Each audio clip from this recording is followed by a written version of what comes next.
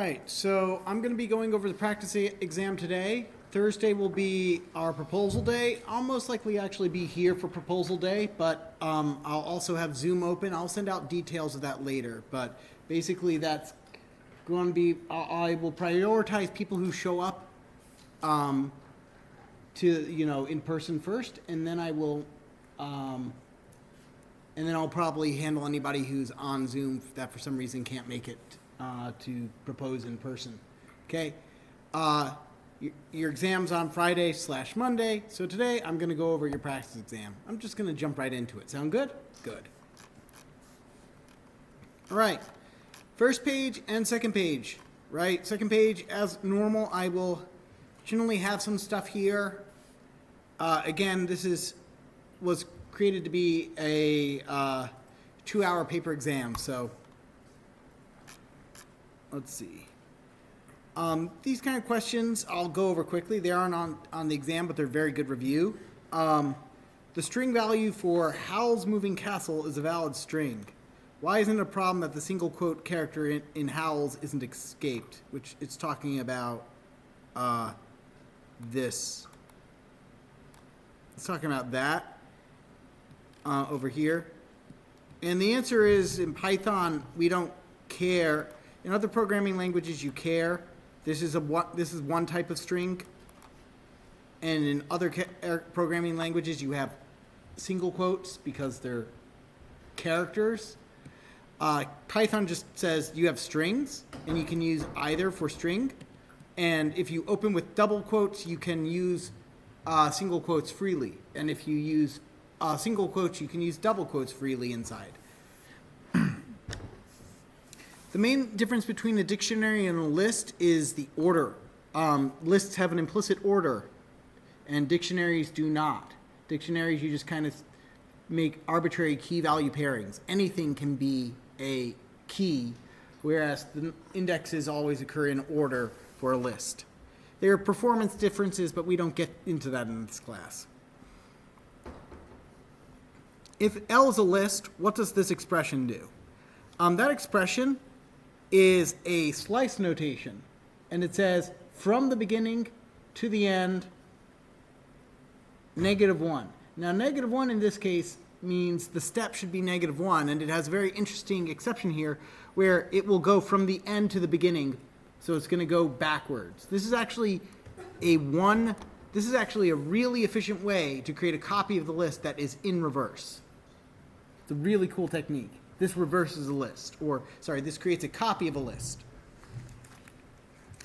And that's reversed. Similarly, how do you get the last 3 characters of a string? This is extremely useful. So last 3 characters of a string, last 3 items of a list. Let's say we have the string S, in which case you would want to do from the beginning, not from the beginning, but you know you need a colon because of slice notation. You know you want to go all the way to the end. You know you're going to go in order, so you don't have the third argument. So the only thing that's up for grabs is this over here, which is at the beginning. And the last 3 characters, you can just write -3. Remember, -1 is the last character, -2, second to last character, -3 is the third to last. Very useful thing. How do you simulate a coin flip in Python? There's 2 different ways. You can make either a list of heads and tails, right? You can make a list that does heads, a list that has heads and tails in it, or a string that has heads and tails and do random.choice in it. Or you could just simply do random dot rand. Let's see, random dot. It really doesn't want me to type or draw in there. So you could also do random dot rand int and then do 1 and 2 or 0 and 1. Just get 2 numbers, and you'd be able to. And you could say, hey, 1s are heads, 2s are tails, something like that. I have a coin slightly weighted in favor of heads. It'll land on heads 55% of the time. How would you simulate this? The answer is that you would do something along the lines of you generate a number from 1 to, let's see, 0 to and this is inclusive, so you would go 0 to 99 or 1 to 100. And then you would say, hey, if it's, and then I'd have an if-else statement that said, hey, you'd be able to, you know, if it lands, if the answer is 55 or less, it's a one, sorry, it's a heads, otherwise it's a tail. The other way you could do this is you could do sides is equal to H times 55, 55 heads, plus T times 45, and then random dot choice sides. This isn't nearly as like efficient because you're using up more memory to do this than you need to, but it's a minuscule amount of memory in comparison, and I'm not going to care on an exam.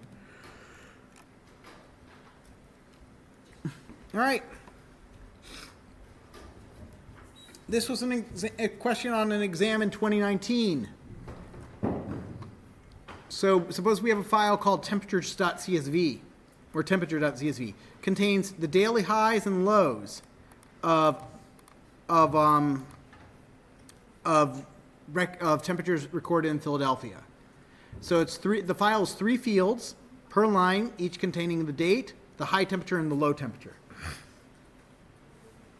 The field is separated with commas. For example, the contents of the file might look like this, right? Day, the 11th of November, 64, high, low of 40, 11, 12, 19, high of 49, low of 21, and so on and so forth.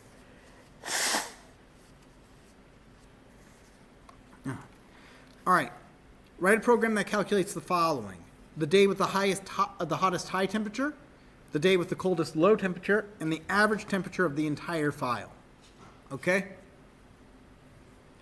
So, the average high temperature of the entire file. So what we're going to do is that I'm going to make a function, def, let's call it read temps.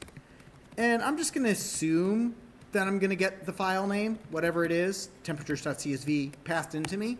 I just like to make these as functions, and then this way it could work on a different file if I wanted it to. But what we'll do is we'll say data is equal to open file name dot read. Now generally open file name and R for read format. Now generally, as I was about to say, I normally give a bit more guidance on the rubric than I did over here. In fact, a lot of the rubrics you'll see as we continue on will have much more step-by-step directions. The exam will have rubrics that will have like step-by-step directions on how you should solve your problems. So when in doubt, check the rubric for the problem on the exam, because on the exam I am very, very generous with those rubrics in telling you, hey, here's some directions to follow. Okay? All right, so data is equal to open file name. We're going to read it. We're going to say the lines are data.read lines to read all the lines at once and to store them in a list.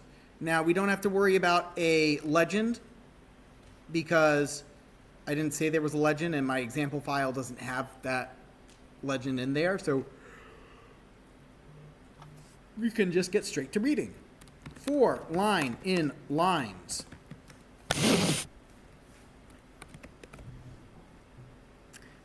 Parts is equal to line.split. So here we're going to take the line and we're going to split it up by its components, which everything says it's separated by, each field is separated by commas. Okay, parts, lines, split. And so the date, we don't need that, but the high, we can use that. High is equal to parts 1, and the low will be parts 2. But not to forget, since they're numbers and we're going to be doing comparisons with less than or greater than, we're going to need to convert them into integers. Okay. So parts 1, parts 2. Okay, so let's work on the first part, which is the day with the hottest high temperature. So if we're looking for the date with the hottest high temperature, we're going to need to keep track of two variables then. Okay, so hottest, I'm going to just call this, hottest temp is equal to, and I'm going to just put a really low number for our hottest temp so far, and hottest day is going to be equal to this. The reason we do this is so that we need to keep track of the day, and I want to make it low so that no matter what my temperatures are, the first thing I read is going to become that lowest temperature or that highest temperature, depending on what I'm looking for. So here I'm looking for the hottest temperature. So anything is going to be greater than less than 100,000 degrees Fahrenheit, because absolute zero is a thing. So now what we do is we say, let's go ahead and we need to add in the date. Date is equal to parts 0. No need to do any of the other stuff. Sorry, any of the int there. Hottest temp.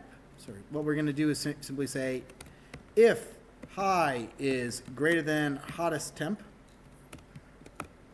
then date is equal to, other way around, hottest day is equal to date, and hottest temp is equal to high. And all this if statement is asking is, hey, is the current temperature I'm looking at, that high temperature, is that hotter than the hottest day I've seen so far? Make sense? Next, we're going to need to do the thing for the coldest. So we're going to do that, looking for the lowest low temperature. And honestly, this is exactly the same. We're just going to change variable name, coldest. Only we're going to make it a really hot day. We're going to start with a really hot temperature. And then just more of the same. If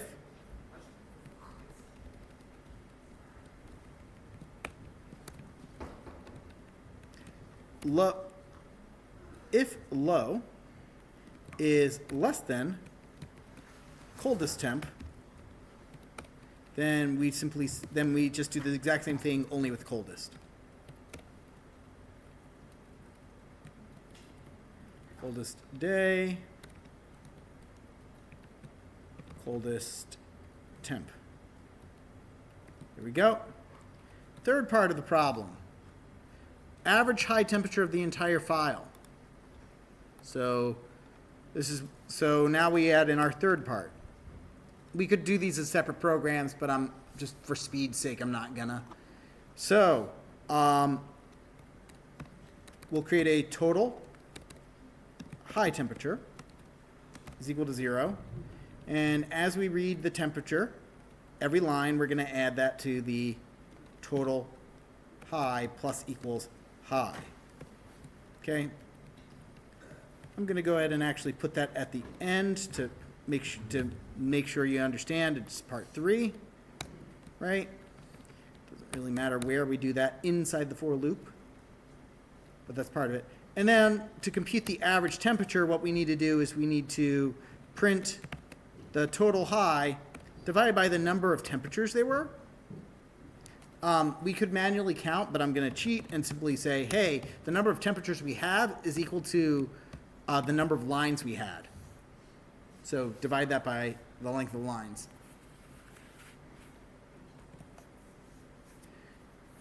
Any questions on this one? Your exam will contain a question that is worth 20 points that says, hey, here's a file, look at some numbers in the file and give me some associated information about it. Very similar to this. now we're going to get into method writing, which is not to be confused with method acting. They're called method. I just call it methods because it's from this. Because this section came from a Java exam, and they call functions methods. But for the most part, we're going to be writing functions here, and that's the bulk of our points. So, first question is un or un, which if the string begins with un, you return. Sorry, if it does not have. If the string begins with un, you return it without un. If the string has no un, you add un to the front. So untied becomes tied, unable becomes able, and necessary becomes unnecessary, right? So if it has an un, you take it off. If it has no un, you put it on. Okay, seems silly, but you can get a lot done with this. And there's ways to do this that are certainly quicker, more efficient, or less efficient. I'm fairly efficient with this, which I say, if. How do I know this word? So first thing I have to do is tell us this word starts with un or not.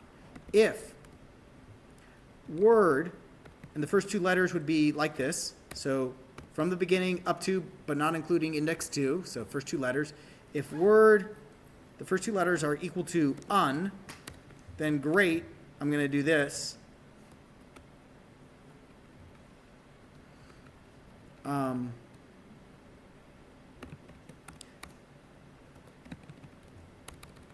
Else, I'm going to do something else. So if it begins with un, well, let's see. If it begins with un, then we need to take off the un. And that's actually fairly straightforward. We can just do that without even having to create another variable. We can just simply say, oh, you want the word back without un? Well, un was from up to but not including index 2, so the word without un would be 2 to the end. Similarly over here, if we want to give the word, if the word doesn't start with un, it's very easy to give the word back with un. You just simply say un plus word. And that will add, will concatenate un with the word and then return it. So you can do these simple operations inside, you can do fairly simple operations inside return. Nothing stopping you from doing complex operations in return. This one was more difficult in Java, still fairly straightforward. And again, for all these, not only will I give you a rubric, I give you a, which can act as hints. I also give you comments, which give you, hey, here's the input outputs that I would expect. So for this one, without explaining it, I'm just telling you this list will give you 4, this list will expect 16 as the answer, this list will expect 200 as the answer. Min-max diff. Given a list of integers, return the difference between the maximum element and the minimum element. We can assume that we'll have 2 or more elements. Really unnecessary here. But so here, for the first one, let's look at the first one. Biggest number is 5, smallest number is 4. 5 minus 4, biggest number is 5, smallest number is 1. 5 minus 1 is 4. Biggest number is 31. Smallest number is 17. Smallest number is 15. So 31 minus 15 is going to be 16. Finally, over here we have 100 and negative 100 as our biggest and smallest respectively. 100 minus negative 100 minus negative, adding positive, that's why we get 200. So this is actually a one-liner if you allow it to be.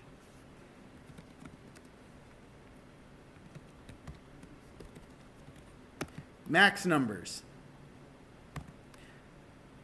minus min numbers. This one was had a lot more lines in Java. Now, what if you actually spent the time to iterate over this? And iterate over the numbers list and find this and actually do what we did up here to find the biggest thing and the smallest thing, then I'd still take it, right? But here's my point is if you know keywords in in Python that make your job easier, you can use them. All right. Swapping ends is a fairly straightforward one.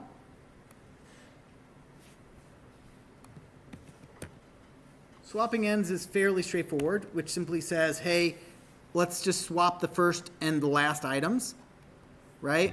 So here 15 and 28, and you get 28 and 15.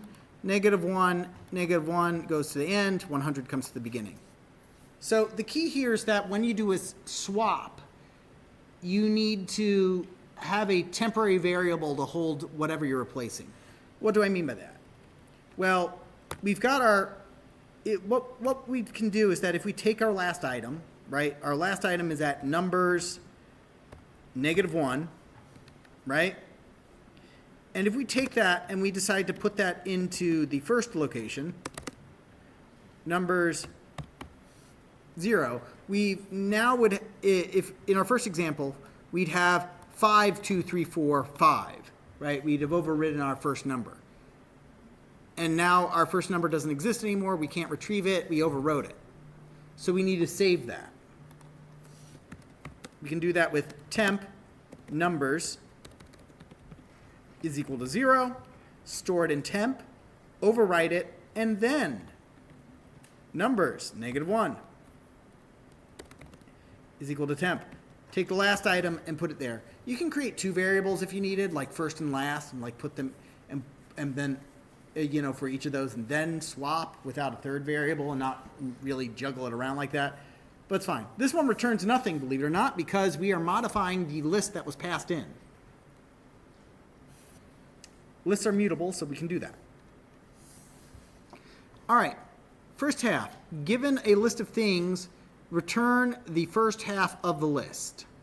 Okay, so 1, 2, 3, 4, 5, 6, we want to return 1, 2, 3. For 15, 31, 21, this list, we would want to return 21 and 31. And then given a list of A, B, C, D, E, F, G, H, we would want to just return A, B, C, D.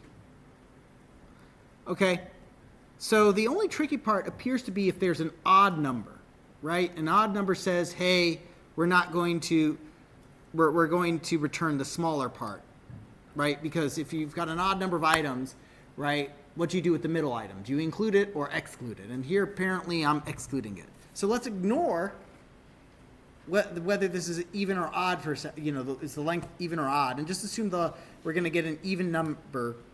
What we're going to do is we're going to program this assuming we're going to get an even number of items, and then ask ourselves afterwards, does our code also work on an odd number of items? And spoiler, it will, but we don't necessarily know that, and if it didn't, we could always make some changes. So first half of the list. So this one seems like it's a fairly straightforward one. The first thing we need to do is figure out what this is just essentially a slice, right? 1, 2, 3 is just a slice. 15, 31 is just a slice. A, B, C, D is just a slice. So we need to figure out what index to go up to, right? Well, let's look at our examples here. And if we didn't have examples, I'd start writing out some examples and looking at them.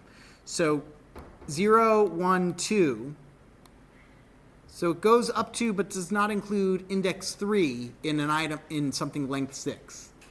Similarly, this goes up to but does not include index 4 in something of list 8. Finally, this one goes up to but does not include something of size. This goes up to but does not include index 2 in something of size 5. So let's figure out. So the midpoint is going to be equal to length of the list divided by 2. That gives us our midpoint. Here I'm doing double division because we need to do this gives us an integer back, and we can't have how to say, a floating point be an index. Next, we'll go ahead and just return. We can actually return, and then we'll ask our question. So return the list, except we're going to be returning a slice of it. It's going to be going from the beginning, and let's just check, does slicing up through the midpoint work? And the answer is yes, but let's take a look. So in something of length, so in our first example, we get 1, 2, 3, 4, 5, 6. So this is 6 long. This gives us index 3, because so length of something 6 divided by 3. Sorry, divide by 2 gives us 3. So we've got index 0, index 1, index 2, up to but not including index 3. So yes, it works. Same thing, you check it, it's going to work on this. Okay, what about something of length 5? This is where we might have to adjust. 5 divide 2 gives us 2, right? 5 divide by 2 is 2.5. And if we do integer division instead, that gives us 2. So it goes up to, but does not include index 2. So that's our output. Great. A lot of these problems can be handled very simply. At least these 5-point problem ones. The ones that are 10 points tend to be a bit trickier. Like this one. So this is what we call, so this one's fun. Write a method called hasWildcat. Given an input string word, return true if the word contains the string cat in it, but the middle A can be any character. So let's paste it and take a look at our examples. Right? So kitty has no cat in it, right? It's just Kitty. Tomcat has cat in it, so we return true. And catnip in leet speak has cat in it. And what we're looking for is C anything T. Okay? Now there's a couple of different ways to solve this. We could use slices, but most students don't actually think to use a slice on this one. So I'll do it without slices most likely. First things first, when we're dealing with something that says return true or false, what we need to do is ask ourselves, are we going to assume it's going to be true or false? What's easier to prove? And it's easier for us to assume, hey, this word does not have a wildcat, and then prove that it does. Okay? By just simply looking to see, hey, do we have a C followed by a T? So what we're going to do is, let's see, in this, yes? Why is it easier to prove It's easier to show that that it's true that it does have a wildcat. It's easier to prove that it's true and assume it's false.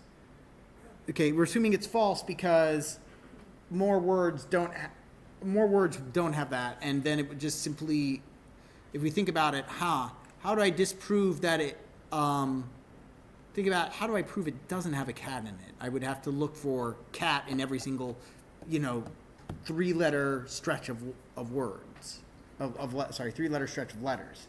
Here, I just kind of go through and we can check if it has a C, and then work from there. So a couple things here. First off, because our initial instinct is to write something like this. 4-letter, but I say instinct, and so that implies that this is going to be wrong, and it is. 4-letter in Word, if letter equals C,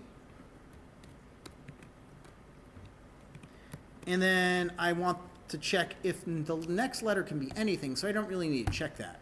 But but the next letter, I need to check that's a C. Wait, how do I get the next letter? And the answer is you can't in this case, right? You can't get the next letter by just simply doing a for loop like this. Instead, what we have to do is we have to we have to use the indexes. So there's 2 ways to do that. First way is we say range len word, and we do something like this. For index in range length of that, and we could say letter, okay, and in fact, I'll do it like this. Letter is equal to word at that index, right? So if it's a C, and then what we can do is we can check 2 ahead, right? We can say, hey, if the letter is equal to C, and then you could put another if there, but honestly, it's easier to put an and. And the word at index, so the next, so we're currently at index, that is letter. The letter that can be anything, what's that index? That is index plus 1, right? And so the next letter, the one that, right? So this would be, right? This is assume this is index. This would be index plus 1. This would be index plus 2. And that works out, right? 3, 4, 5. 3 plus 1, 3 plus 2. So what we're going to do is we're going to go up to index 2. So and word equals index 2. So and the word at index 2 is equal to a T. What we're going to do is we are going to, in that case, return true. And this works on all the test cases. It is, however, incorrect. Sorry. By which I mean it is gives you 7 points out of 10 on this one because I am a jerk and did not include something else as a test case. And the answer is that if you try this on something like this, right? Let's just fix this quotation mark, right? That will work just fine. True, right? It's got that. Let's go ahead and say that we're testing the word pack, though. If we test the word pack, it's going to crash. Now, the reason for this is one thing that is a thing you always have to be careful about when you are doing this over here and not using the slice, which is that we got to P, we got to A, right? Then we check if letter is equal to C. Oh, letter equals C? Sure it is. And word index plus 2. So index plus 1 and index plus 2 is out of bounds. So that's what's going on there. So to do that, there's a couple ways we can do that. We can make sure we can say, we can add in a check right here. We could, there's not a wrong answer here other than what I previously had. We could do and index plus 2 is less than the length of the word, right? So that means it's inbounds still, right? We could do that over there. Or, alternatively, what we can do over here is we can instead say range, length of the word, minus 2. Why minus 2? Because we do plus 2 over here. What that does is says we check P, we check A, and then we stop. Because at that point, there's no more room to check for a cat, right? You need 3 letters for a cat. So I'm saying skip the last 2 letters because we know the last letter that has no letters after it, and the second to last letter that has only 1 letter after it. So we're going to not bother checking those. It's a bit more efficient that way. Wait, but if you have 3-letter word? If we had a 3-letter word, it would just check the first letter. Right, if we had a 3-letter word, it would check 0, and then it would check index. We would get to index 0, and then it wouldn't. That would be it. It would just check the first index. But we do need to check. Right, it will work. Right, it'll check. If I run this for cat, it'll work. But if I run this for CT, it's going to fail, or it's not going to fail. It's going to correctly return false. How does it work for a cat? Oh, I thought we had to check T. Sorry? I thought we don't check for T then. If it's 3-letter. We don't check for T because because we never enter this for loop, because for index in range, the length of the word is 2. So minus 2. So for index in range 0, it's not going to run. It's going to give true for cat. And then for cat, what it does is that for index in range, length of the word, which is 3, minus 2, 1. So this loop will run once, and where index is equal to 0. It's going to be true for cat. Cap? No. Because we're checking, because what it does is that it checks if it's a C, and then it checks if the next letter is a T. Wait, what about cottage? Cottage? I mean, it's going to return true. Because it's going to return, because here's the thing. As soon as a function detects that something finds a return true or false, the function stops. This is why I keep chiding you sometimes if you do an if. This is why I chide students if they do this.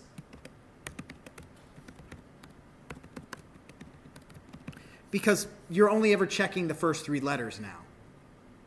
The first 3-letter combination. Because, if the first thing in our list isn't true, if the first letter doesn't give us our result that we want, we're immediately going to stop. That's why you have the false outside of the for loop. Because you're going through all the letters. And so it didn't have cat in there. Okay. I'll skip the, let's see.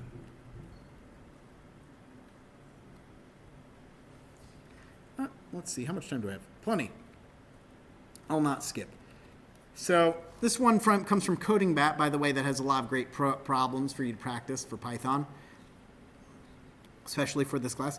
We'll say a value is everywhere if in an array, if for every adjacent pair in the array, at least one of the pair is that value.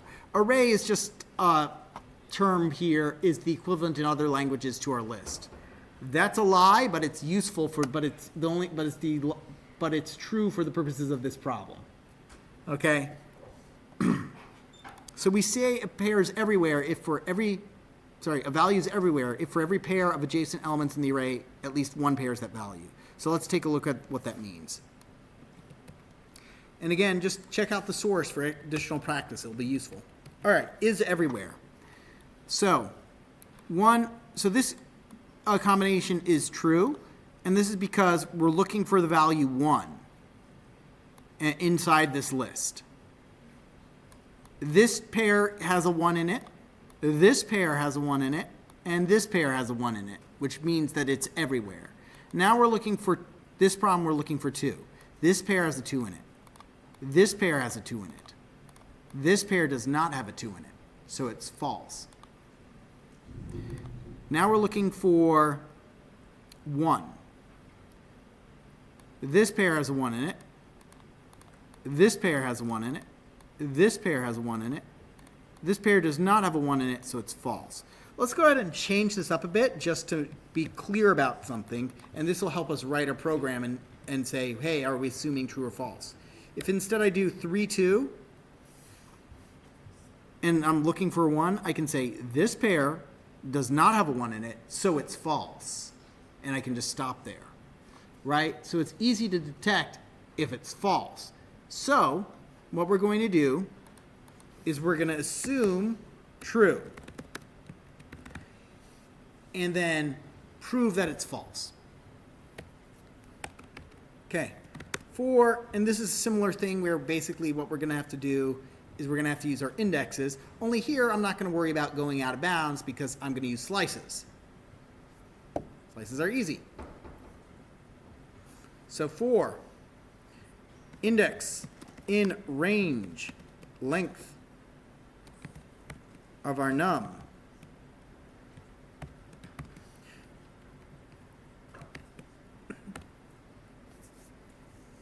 what we can do here is we will look and say, hey, if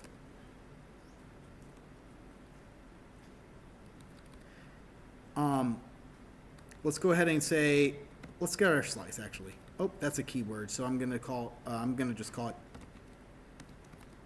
I'm just gonna call it sliced. Sliced is equal to our nums from index to index plus 2. Why index plus 2 here? Well, it goes up to but does not include index plus 2 for a total length of index plus 2 minus index, in other words, 2. So we know that this will be too long, right? We remembered this from our Hawaiian pronunciation homework. This will be too long. Sliced is equal to nums index to index plus 2. And now that we have this slice, we can ask ourselves, okay, what? If val not in sliced, we can say, hey, if this is not in that slice, then that pair doesn't have the number in it, so return false. Now, I'm pretty sure I'm still incorrect here, so we're going to just simply test it.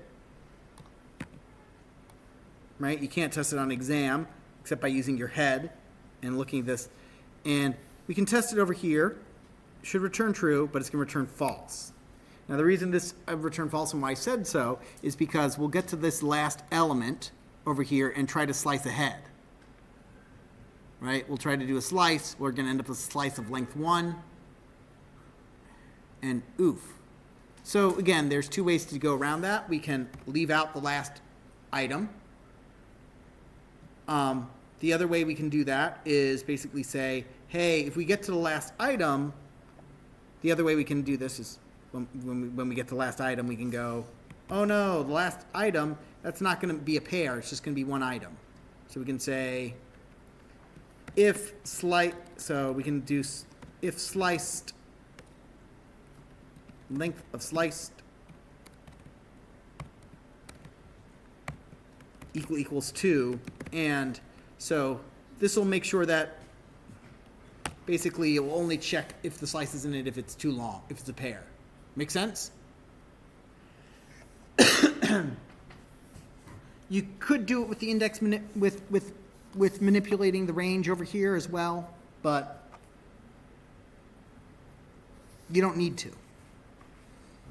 And again, minor issues like that, where you forget, oh, I forgot about like this edge case, but otherwise it would work except for this edge case or this very last case.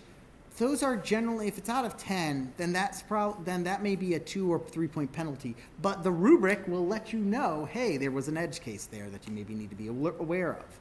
The rubrics are there to help you. Now, given a string, return the sum of the digits 0 through 9 as they appear in the string, ignoring all other characters. Return 0 if there are no digits in the string.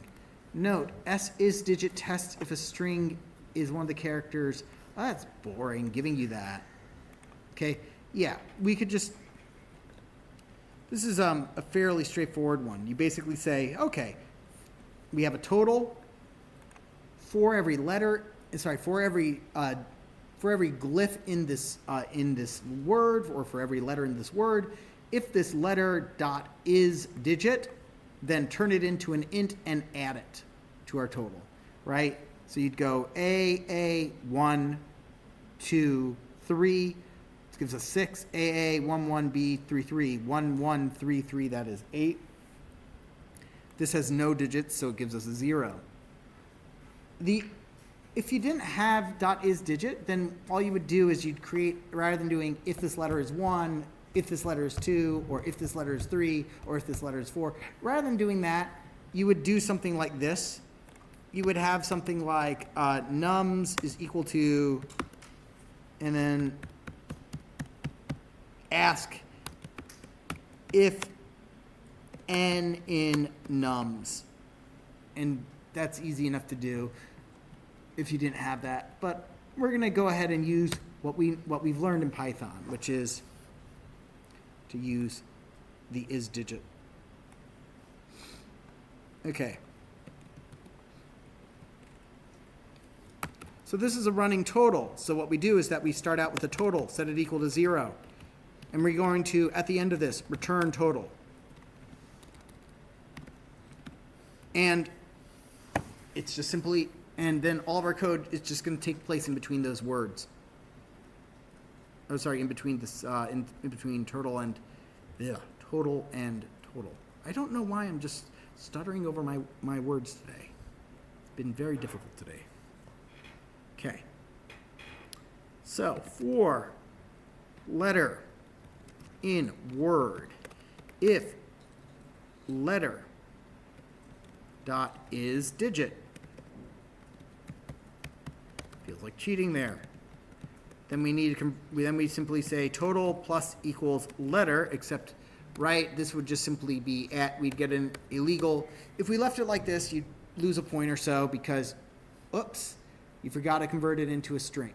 Sorry, you forgot to convert it into an integer, right? It's a string right now. But again, it's minor. The way I look at grading, just FYI, this is 10 points. If I give you 9 out of 10, that's an A answer, right? It means that it was very close to being perfect. And if this was the only question on the test, you'd be getting an A on the test, right? That's kind of how I look at it. If you got a B, if you get an 8 would be a B, and so on and so forth. It's very, I try to grade like very fairly in terms of partial credit on that. And that's also part of the reason why I give you that rubric, which you'll be able to see. Okay. Very similar, given an integer, return the sum of the digits 0 to 9 of that integer. Now this one seems very similar to the previous one. It's just, but it is and it can be the previous one with extra steps. In fact, I've only just thought of this for the first time in the entire time that I've given this as a practice problem. You do have a potential one-line answer for this, which is just simply doing this. Return sum, and it's doing this. Return some string digits, num, but turn that into a string. Right? That is a one-line solution, calling the previous function, and certainly I'd allow that because I'm that kind of professor. Turning your number in. So this is one solution. Turning your number into a string, right, and then adding everything up. Now the reason why you would do this, okay, is because when we want to add together these, right, the goal here is to given a number, an integer, add all the digits up. So 1,234 would become 10, 1,000 would become 1, negative 581 would become 14. We ignore that negative sign because it's not a digit. So why am I doing this as a potential solution? And the answer is because a lot of times what I've seen for students on the exam is their instinct is to do this, 4-digit in number, and try to iterate over a number as though it were a string or a list or something iterable. And this will give you an error if you try doing it, which is you just simply create a total, 0, right? Return total, that's not going to change. And what we would do is we would say total plus equals digit. But you can't do this. You can't iterate over it like that. So instead, if you want to iterate over it like that, you have to convert to a string. Hence why we have this. And honestly, that is actually the least effective way to do this. And also, just it feels wrong to have to do conversions to do that. Instead, what we could do is we can do the other way, which is using math, which is the other answer for this, which is while, and again, we're going to return total still, while num is greater than 0, and let's see. Actually, we're going to go with num not equal to 0. Oh yeah, I forgot. This registers glyphs. I love it. All right, pay attention for a second. The font I'm using takes advantage of font ligatures, which when you're normally typing on something like Word, you may notice, like if you do T and I next to each other in certain fonts, that the bar of the T will go over the I.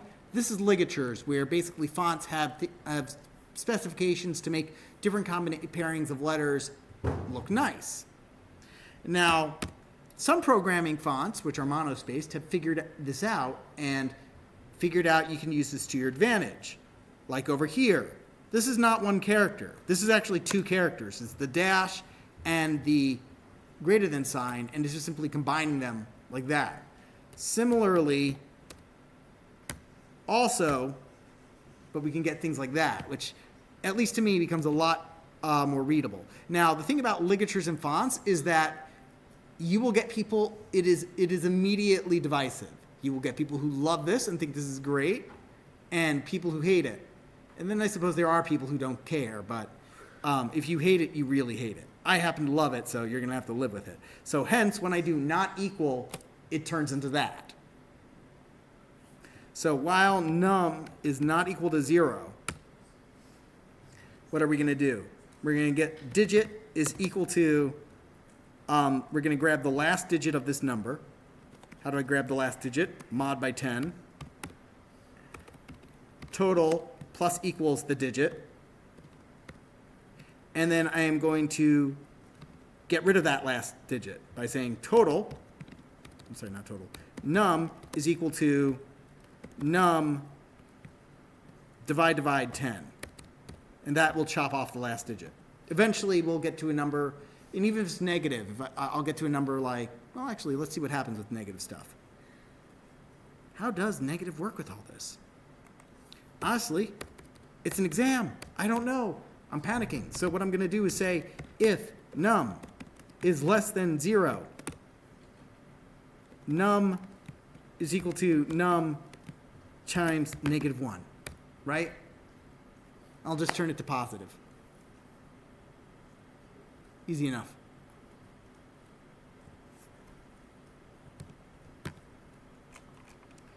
All right, let's see. Count. Let's see how much time we have left. Yeah, I want to go make sure I have plenty of time.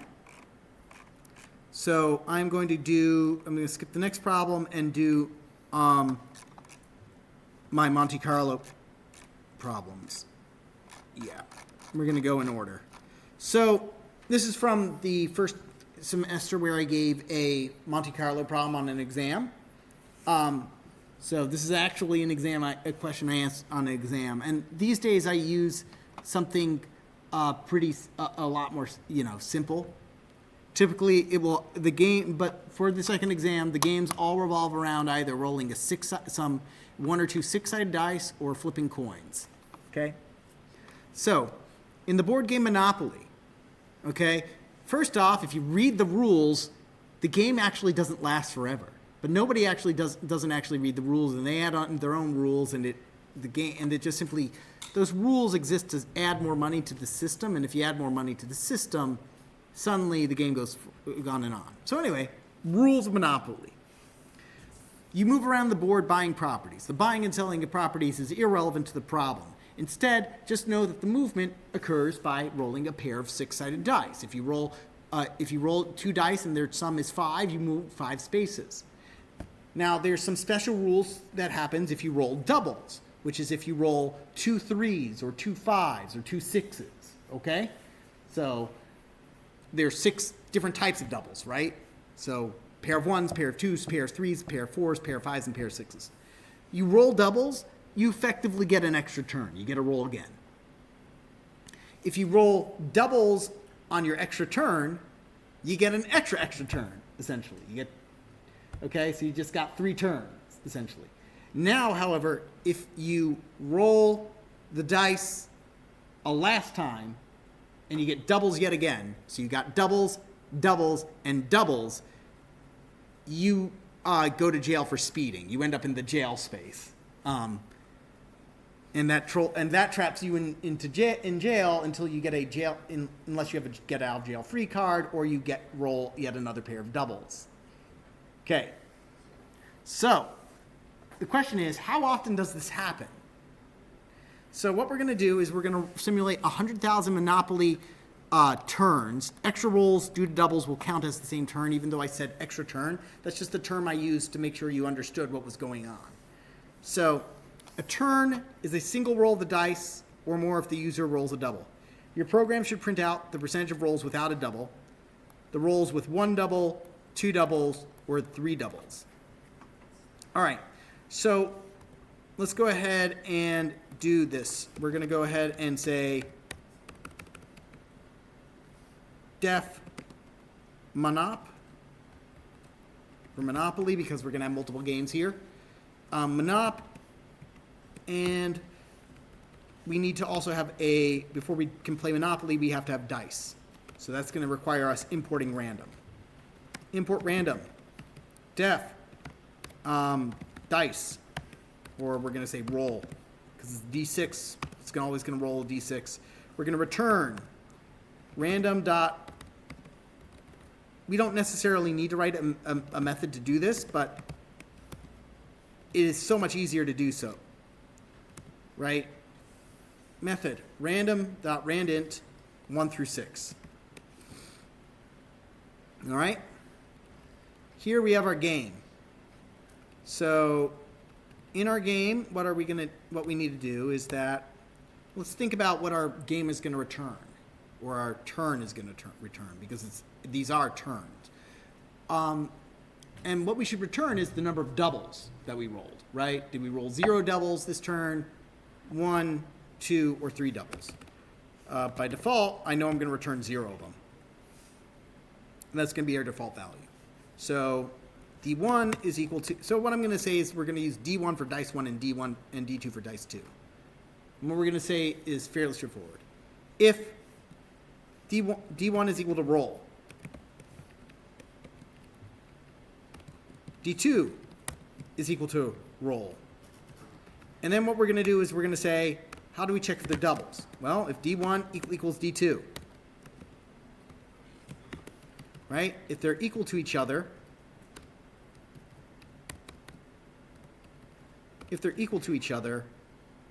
then we need to actually check if they are going to roll another doubles.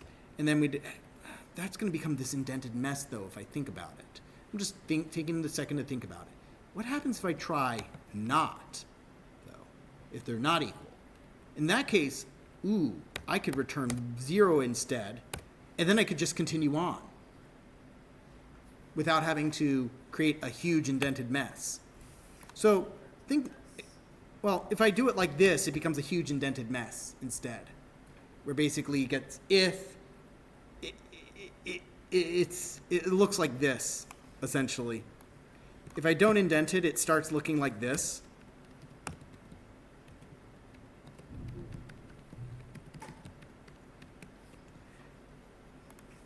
And that becomes harder and harder to read.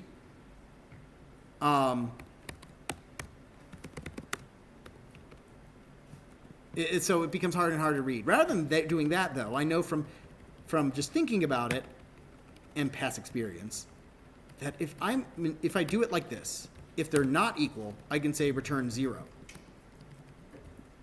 And then all I have to do is just write this again and again. If they're not equal, return 0. Roll them again. If they're not equal, return 1. Yes? That thing we are returning, is that percentage? That is the number of doubles we've rolled. The number of times that these match, right? Return 1. Else, return 2. Sorry, if they're not equal to. And then finally, return 3. And then, of course, and that's just hard coding it. Of course, there is one other solution that I kind of just thought of. We can, of course, just simply do this, which is 4. We can just simply do roll. see. Yes. Could do something like this. Doubles is equal to 0. For I in range 3, we could do it like this. For I in range 3. And then return doubles. And we would do D1. We would do the same thing. D1 is equal to roll. D2 equals to roll.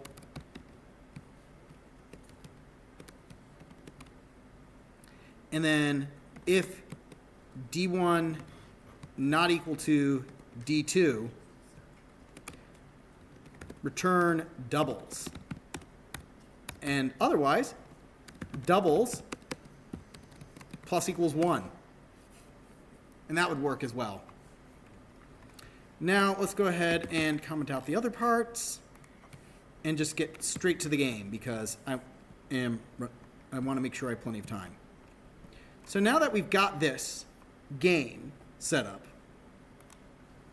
right? Now that we've got the game set up, we're basically, and what this one is doing is that basically we're rolling if we fail to match our dice. Then we return how many doubles we've made so far. But if they match, we won't hit this. So we just increase that by 1. And we're going to do that a maximum of 3 times. Make sense? Okay. Next, we will do def game. Oh, sorry. We're going to just do our, we're going to go ahead and say games. I'm sorry, no, trials equal to 0. 100,000. Right, we're going to simulate 100,000 turns. What we're going to do here now is, let's see. Now, how are we going to collect our results? Our results, we could do a dictionary like this. Number of times we had zeros. 1:0, 2:0, 3:0. Alternatively, you could just do this. And you'll get the exact same thing. Where each index, right? So here, the key or the index is the number of times we've seen that result. Does that make sense to everybody? Or you could just simply do numd, you could have 4 separate variables, but you'll see that that becomes a pain.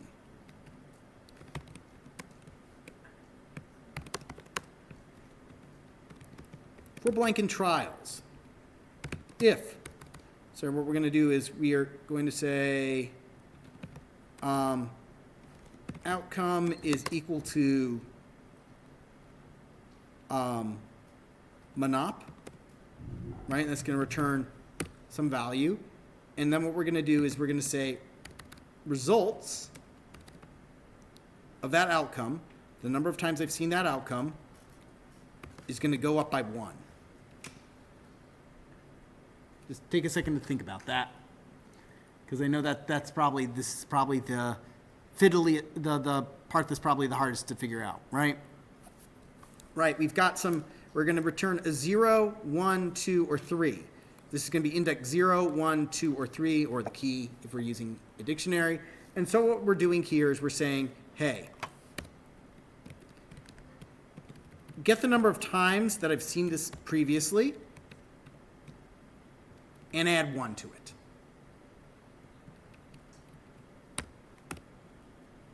And now,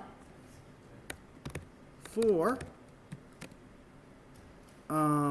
let's go for doubles in results. This is where it will differ, since I'm doing it as a key over here. Actually, this won't. No, it's not going to double it. It's not going to differ at all. Wait, well. If you're using a list here, you would just have to do len results instead of results. But what I would do is I would print for double in results. Print double. Results of that double. Then other times I saw that double divided by the number of trials. And that will be, whoops, unindent does not match the, ooh, uh-oh. Where's that? Is it indentation error, line 115? Ooh, line 115. Oh, yeah, I see that. Python, you're so finicky sometimes. Int object not iterable. Ah, see, I made that mistake. Range trials. And so we see that 83% of the time, you're not going to get a double, right? And that makes sense because, you know, you have essentially 30, we have 30 out of 60 chances of not rolling a double. Sorry, 30 out of 36. No, why say 60? 30 out of 36 chances of not rolling a double. You have a 14% chance of rolling one double, a 2% chance of getting two doubles, and a 0.5% chance of going directly to jail. Okay. Let's go on to the next problem. 15 points. Given a string, write a function which returns the most common letter in a string. Use a dictionary to do this. Okay. Typically, I don't ask you to give me the most common. I'll just ask you to tell me, hey, what the... But we can do that anyway. It's not that difficult.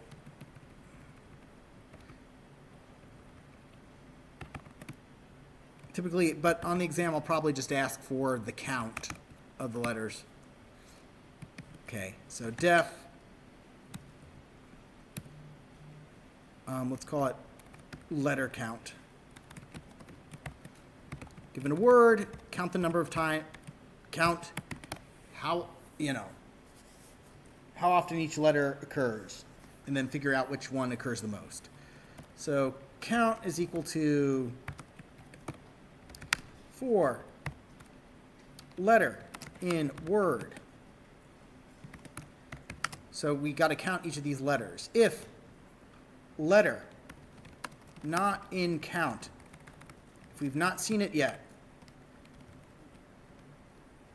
letter, or rather the count of that letter plus equals 1. No, sorry, is equal to 1. If we haven't seen it before, we've seen it once now. Else, the count of that letter, just like we did before above, is going to go up by 1. Right? We're going to get the previous count of the letter and add 1 to it,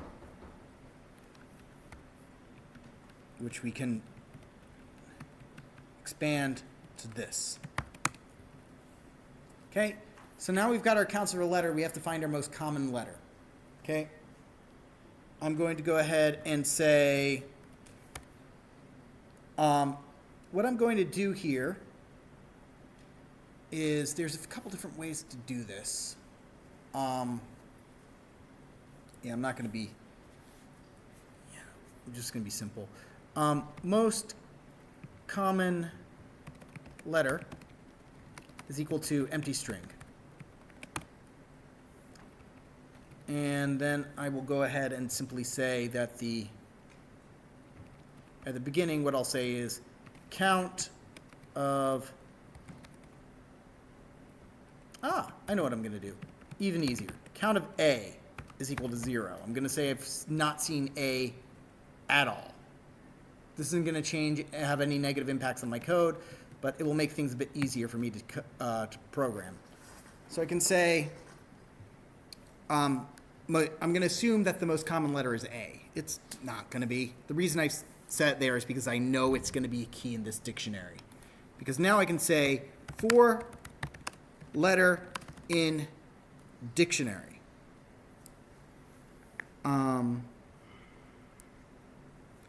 Let's let's see. Yeah, 4-letter in our count. If the count of the letter is greater than the count of the most common letter, if that appeared more than the most common letter did, which starts out as A, then congratulations, the most common letter is now that letter. Make sense?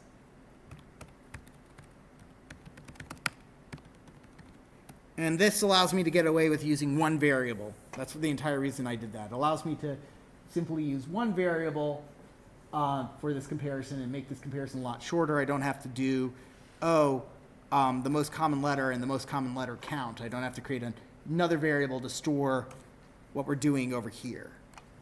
By initializing this to 0, I was able to assume this would be A, and that allowed me to just make a nice quick check on that. All right, 10 more minutes, which is good because this one's a bit of a fun one. I wanted to make sure I had time for this. All right, so another scam. So the outcome of any fair coin toss has an equal chance of landing on heads and tails.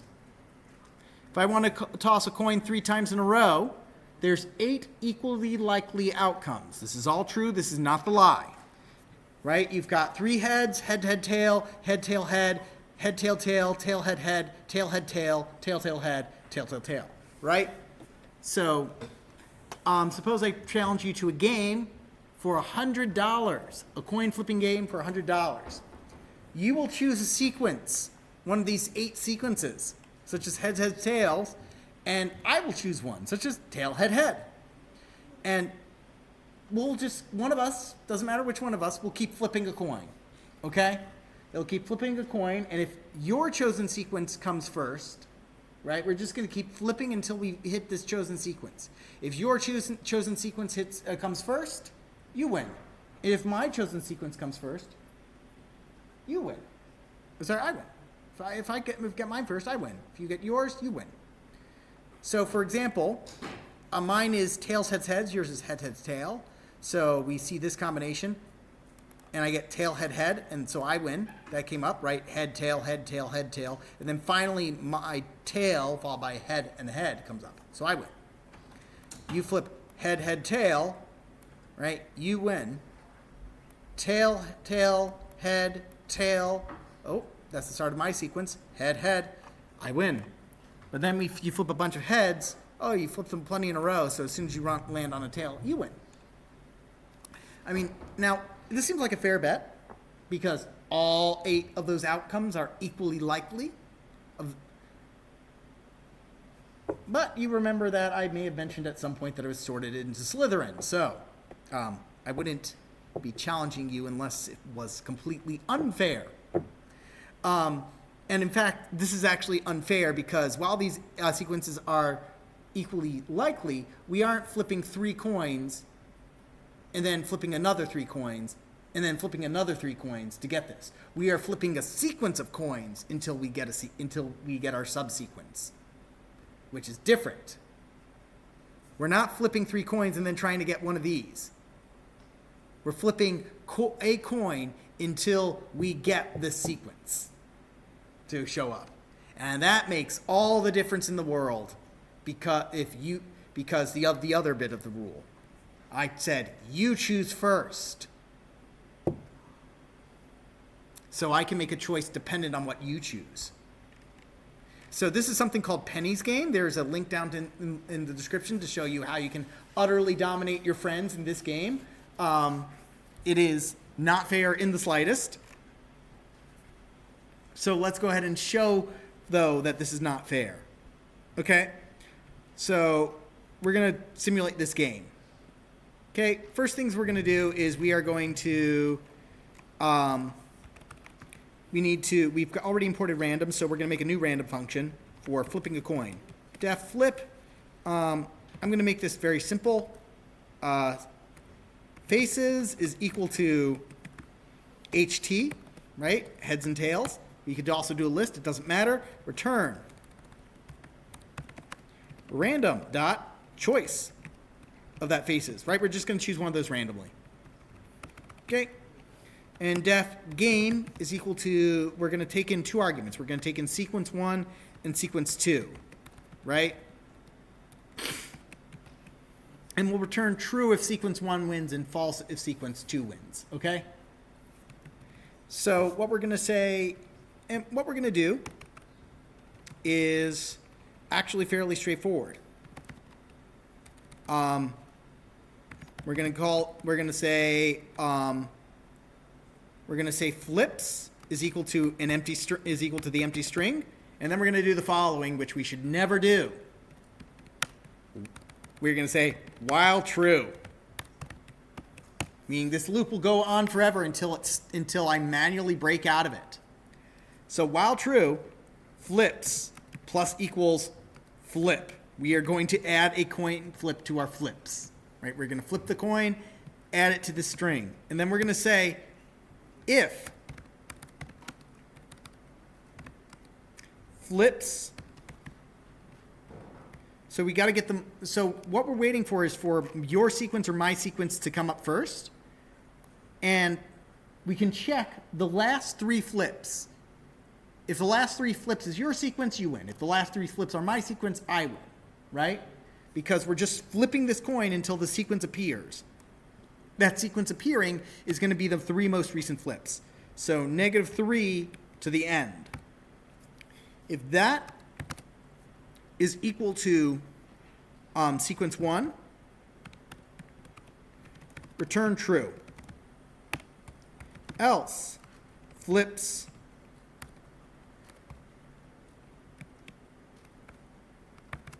sequence 2, return false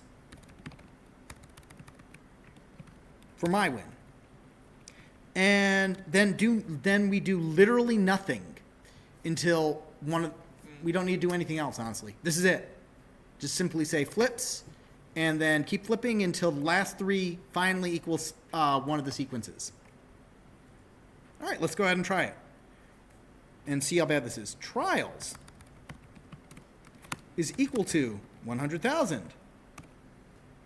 We're going to do wins is equal to 0.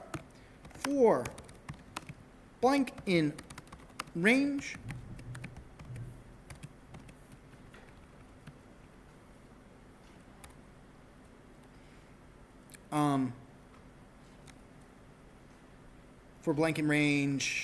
trials.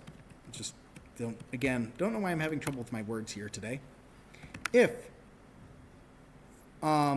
game wins plus equals 1. This is simply saying, hey, play the game. Oh, but the game needs arguments, right? Yeah, let's go and break it up. Okay. Result is equal to game, and then it was head, head, tail, and then it was tail, head, head. Tail, head, head. If result wins plus equals 1. Print wins divided by trials. Flips. Okay, what was the issue with that? Expected colon.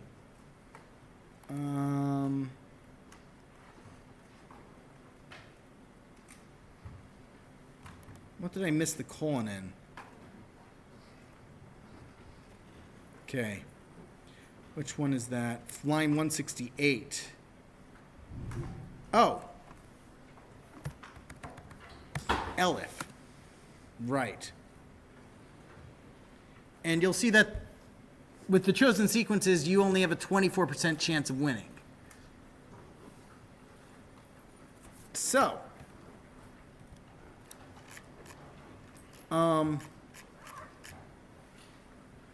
okay, before I let you go, remember you can bring in a cheat sheet front and back, right? 1 page, front and back.